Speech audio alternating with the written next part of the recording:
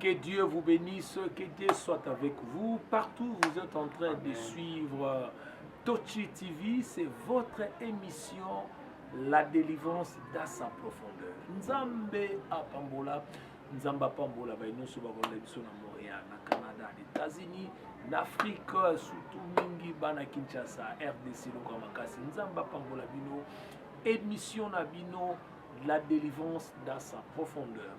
Belaki makambo ya mutuya oyo esungaki libota na Nzambe, esungaki peuple de Dieu. Et puis lelo toko continuer na ba différents points au Kataki. Et il y avait beaucoup de gens qui avaient suivi cette émission. Alors nous allons continuer na ba point oyo to sukaki et Nzamba kozanga te ko pambola bino. To belaki, es-tu délivré ou soulagé? C'est ça qui différence ya kolobaki eza na bandeko ebele mabota ebele oyo basalaka bokeseni na la vraie délivrance pe na soulagement. Bongo émission to Tochi TV eye kopesa biso émission ya motuya tozali kolobela la délivrance dans sa profondeur kokangola manamo zindo na yango na kati na yango bien aimé yana batu bakangola malamu te yana batu bazwa solution bazwa ngolo lenge singeli et yana batu oyo amona malamu te. Peut-être tu peux aussi poser la question, tu peux me dire que non pasteur est-ce que nzamba kangola ndambu te na lobi bongo te. Mais quand tu lis la Bible, si tu es bibliste, je crois que vous allez partant nangai yesu akutana mutu moko aza aveugle bibelobi yesu asimbi alobi ne est-ce que ozomona alobi oui nazomona namoni batu lokola banzete. La Bible dit Jésus les touche encore de nouveau. Donc il y a des choses, il y a des cas que on peut prier pour vous, mais ça demande encore un autre service afin que ta vie soit complètement délivrée. Donc voilà, moko ya souci to moko ya ba sujet ou bien moko ya ba likanisi o Nzambe atie biso na motema na kati ya kati ya notre chaîne Tochi TV Nzambe akozanga te ko pambola yo. Donc lelo tozalaki pe na toujours na papa na biso abatondo akoposer question pe tokokoba na kobakisa point oyo ezangaki bongo na lingi toyamba ye et puis toyoka likanisi na ye. Bonjour mon révérend Abatondo. Bonjour révérend Paul Chibinda. L'homme. Je suis très heureux ya kozala yo na ngolo Nzamba osala biso et surtout likanisi ya enseignement oyo Nzamba tie na kati na pour la bénédiction du peuple de Dieu. Parce que pour ça la biso ezali peuple de Dieu va se retrouver. Amen. Non seulement il va la soulager parce que soulagement ezali comme on a malamu pour un temps seulement. Après on a zongi na même problème. Et surtout dans ces pays là qui parce que la fois passée le bel personne a point moko et le gars là ça que mutaza délivré tia za qui soulager ezali a koki ko évoluer mais azo zonga na case de départ. Voilà. On a dit que le lot au remerciement dans le deuxième point. Ouais. Et vous avez bien marqué. Vraiment, au yebi ezalité to soko se vanter, mais tant que to sambela Nzambe. Ouais. To sambela Nzambe na baka o to yebi. Alors on s'est posé tant de questions. Oui, mais pourquoi mutu akoso pas tant ba sambela ki ponanga na yoka ki bien. Mais un moment et le Congo ezongi lisusu. Alors, il y avait beaucoup de questions. Ma bonne belé bazana makatama. Ouais. Ba coupe belé zana katama. Ba vie est belé di bakadika ka biloko. Non, vraiment. Azui-moi solution mais momentanément. Ce qu'on t'a dit dans le dictionnaire, il dit soulager mais ali ko kiti sa douleur. Oui, mais ko silisate. Donc yango tango tuna ki papa et non ba tuna ki so bituna oyo tozwa kita ko sambela nzambe. Et Dieu nous a montré, Dieu nous a donné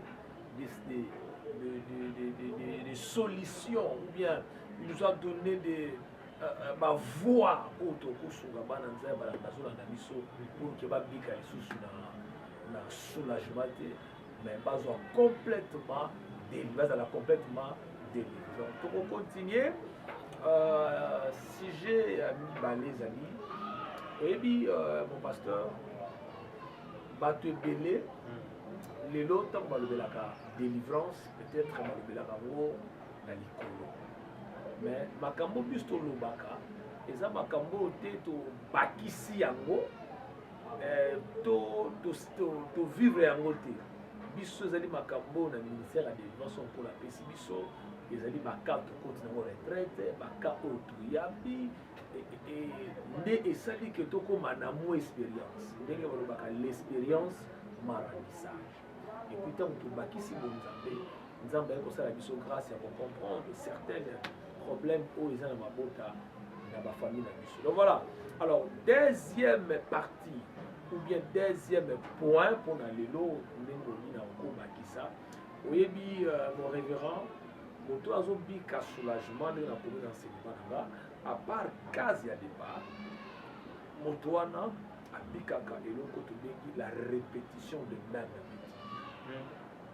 Okonstater que na texte otangaki okomona Saoul eloko esprit wana ezalaki ezokende ezozonga mais kotala pensée soki otali osali herménétique ya texte wana okokuta ke posa ya Saoul elaki eloko wana ekende libela yango omonaki akendaki azwaki meme David atie ye wana atiaki David mpo atalaka David atiaki David te mpo David aza soki me atiaki David mpo asokipe kaka ntango eloko wana ezoya nde mposa David mposa ya Saoul ezalaki voilà herménétiquement parlant pensée ya texte wana mokuti malgré présence ya David l'esprit bandeki kotraumatize Saoul donc abandeki kobika biloko oyo de temps en temps ere moko maladi yango eye ere moko ese nini ekei la répétition de même bêtise donc bandeko nyonso baolanda biso ezala partout okozwa libaka okolanda biso soki na vie na yo osantaka eke eloko moko ekei un moment donné ezongi bacrise moko ezaka eye je parle de crise comme l'épilepsie crise ya batension biloko ebele crise d'estomac c'est vrai eza maladie mais ndaki nayebisa biso ke nguna soki alingi azwa yo akoleka na canal moko boye po asimba vi na yo yango omoni soki na vi na yo ovivaka la répétition de même bêtise eloko wana ese répétaka mingi eza mpe na bafamille oyo okuti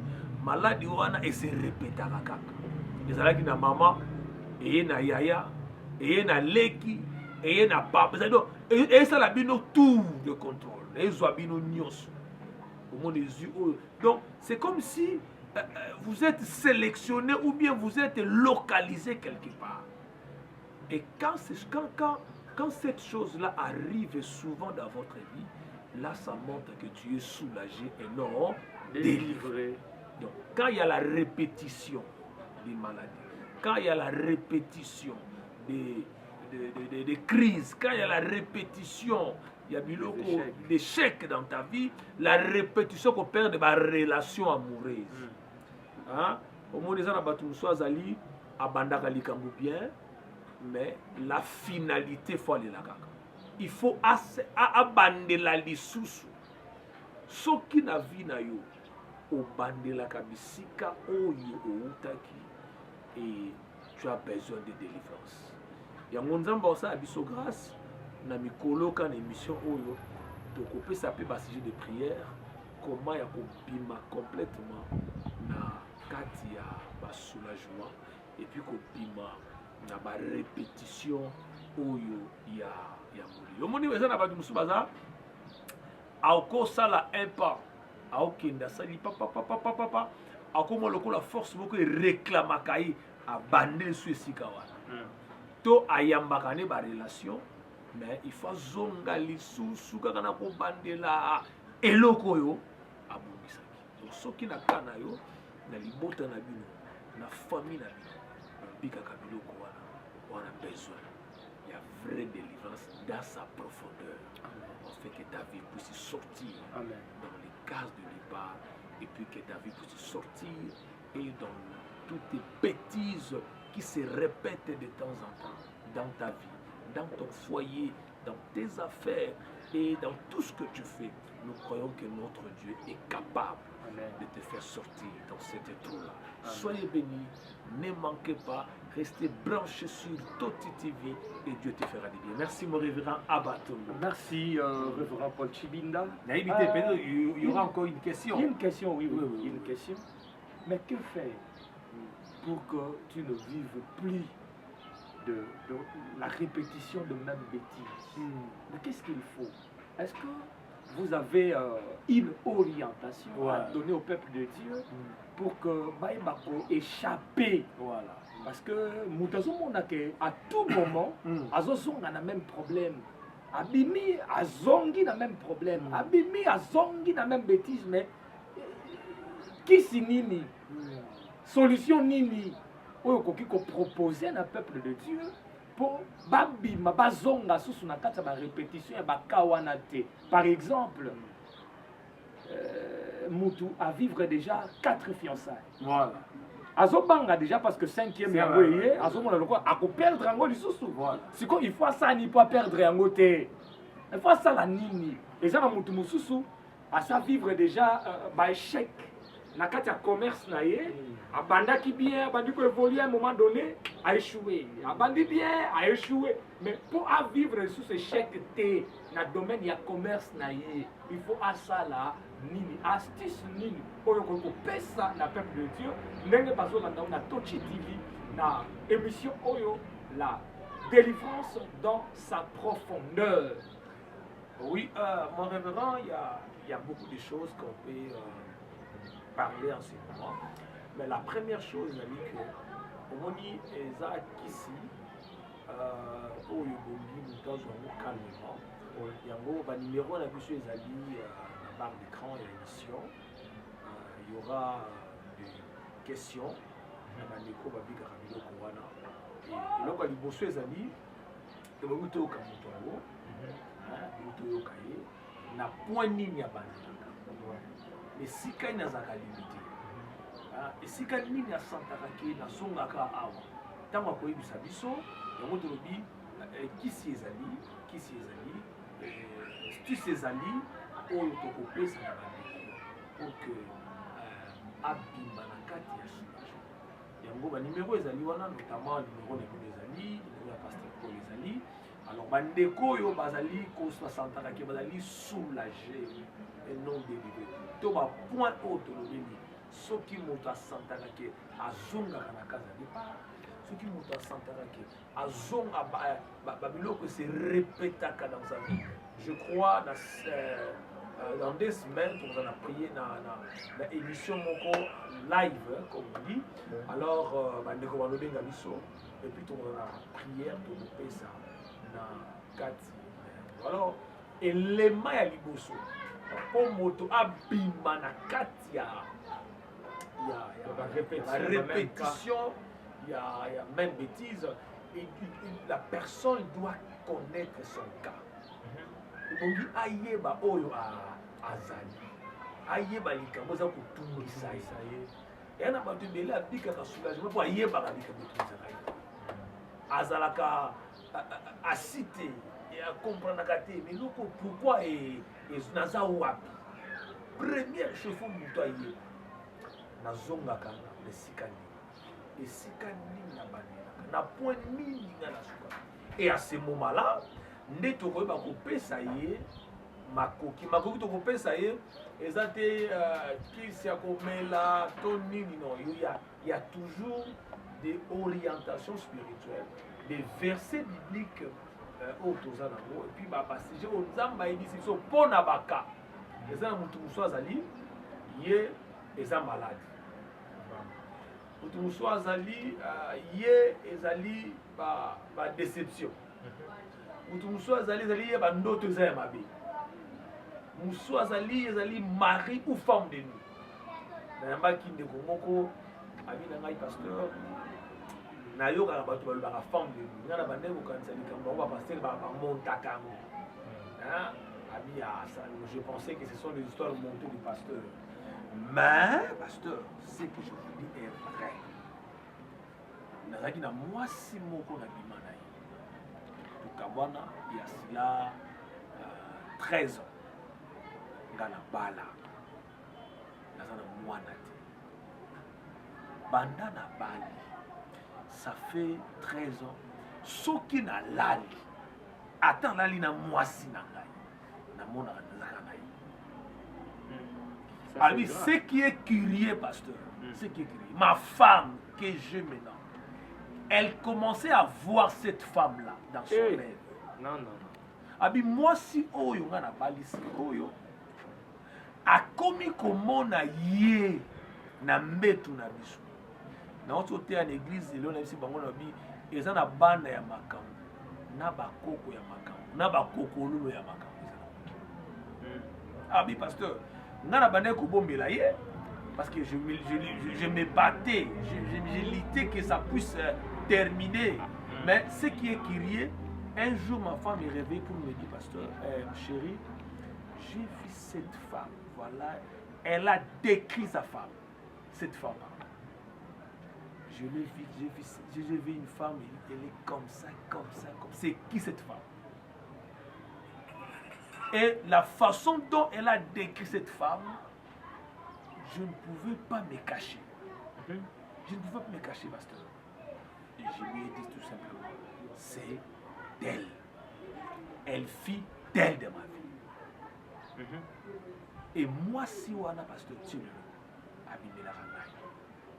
Abi siko na komoso na otambola, na zo mwana ti elilingi na ye ezolanda ngai. Mais sous na sambeli au monde de mon boy. Na zui kimia, na monde subilo kwa nati. Mais un moment au monde le kwana et paraître les choses. Vous tenez moi là, sur le monde rabilo kwa nengwana, ba numéro ezawa, ne manquez pas de nous contacter et nous allons vous aider. Oui bi et donc comment ça ngai pas sur le pasteur. Ezali pour na biso ba pasteur ngai tango na bongola ki motema na yebaki que moto na moto nzamba apesi likambo na ye. Et là où moi je priais, on recevait des lettres qui venaient de d'autres pasteurs tout sur la bango na domaine tel domaine. Et aujourd'hui ce n'est pas le cas. Et un bateau baza lelo aza pasteur. Mais peut-être dans les camarades, on a eu côté, mais dans le domaine de la défense, c'est trop dit, mais on a maîtrise tout bien, les camarades, au moins même dans le corps médical, c'est ok l'hôpital. Au coup, il y a un médecin qui est spécialiste de la liturgie. Au Kuta, médecin Moussouazali spécialiste de cœur. Je crois cardiologue. Au Kuta Moussouazali spécialiste de mime. Dentiste. Aza médecin. Moussou pesa ma casse une opération à Mikoua. Moussou Mokuti Batouana Basangana. Soka Zuika ya Mikoua. Abi Anahebi. Abatombo, c'est mon ami, c'est mon collègue, mais lui, vraiment, il est spécialiste dans ce domaine. À Benguié, opérer Moutouana Bi, mais ce n'est pas le cas chez nous les prisons. Il y a un pays dans le but de l'église. Je n'ai pas dit ça. Mais ça n'a pas tout, nous n'avons pas spécifiquement. Makambo Tozolo est une délivrance soulagée. Les alliés et nous, comme nous avons baillé, tous dans le monde église na yote oko contacter biso to soumettre nos ensemble vie na yo biki otike l'église na yo na bo na yo et Merci beaucoup pour notre soutien. Balali toucher remède au bakozwa il y a les bosses ali autour de là et yami balez ali ba contacter biso so ba contacter biso bongo to ba couper ça ma kambolo leng et le leng et le donc c'est un peu ça. Vraiment merci peuple de Dieu. Bauti kolanda biso na bokebi makasi. Je pense que il est temps pour vous. Ce n'est pas en vain que l'Éternel Dieu nous a mis au cœur. Il y a organisé par une mission et un boyer. Délivrance dans sa profondeur. Pour Bolanda Penza, délivrance na kata bozindo na yango. Tout ça, on a pasteur Paul Chibinda. Vraiment, Nzambe akosunga pour na bomo inayo, ozo délivrance et non ozo la soulager. Mais ozo délivrance na kati ya profondeur na yango, na kati ya bozindo na yango. Ba numéro ezali na ba eza affiché na écran. Benga, en tout cas, aux la décité. Et ça, aux à Kinshasa, aux à Congo Brazzaville, aux à Angola, aux à l'Afrique du Sud, aux à Londres, aux à Paris, aux à Belgique, aux à États-Unis, aux à Canada. En tout cas, nous sommes là pour vous. Que l'Éternel Dieu vous bénisse. Je pense que Tokoku Tanambala Oyeye, Tokoki Kosugi Saboyete, Sogi to Sambeli Longote. Amen. Ah, to Sambela Longo. Pour que Nzambe wana aza le seul Dieu solution ya suka ya vie ya mutu ezaka ka Nzambe yango Bible lobi sika mayele ya mutu suki nde ya Nzambe ebandi. Et voilà pourquoi tolito benga Nzambe oyo mayele na yele ki mayele ya bato nyonso ba médecin basuka ka Nzambe na biso suka kate ba professeur de foi ezana ba question mususu bakangami ba ko répondre te mais Nzambe na biso kanga bakata na question moko te po ya zali Nzambe yende mokela nyonso Bible bi abenga kana existence o ezali ko exister te azana makoki ya kosala na vie na ona no esalamate. Voilà pourquoi ensemble na pasteur Chibinda tokobondela elongo pona koyebisa Nzambe akanisa moto nyonso oyo alandi biso na émission oyo Nzambe a kutana na moto nyonso quel que soit degré ya problème na yo, quel que soit origine na yango, quel que soit racine, quelle que soit provenance na yango, Nzambe oyo azali kona nyonso atelema pour que a se manifester. De to bondeli elongo na pasteur Paul Chibinda. Éternel Dieu de grâce, Dieu de faveur, nous voici devant toi. Nous pouvons être limités dans nos pensées. Nous pouvons être limités, Seigneur, dans tout ce qu'on fait. Mais nous croyons que tu es Dieu. Amen. La Bible dit, l'Éternel est mon berger, je ne manquerai de rien. Je crois que ton peuple, Seigneur, en ce moment, ils ont besoin de ta main. Seigneur, nous sommes fatigués d'être soulagés. Nous sommes fatigués de vivre la répétition des mêmes bêtises. Nous sommes fatigués, Seigneur, de vivre, Seigneur, toujours dans la case de départ.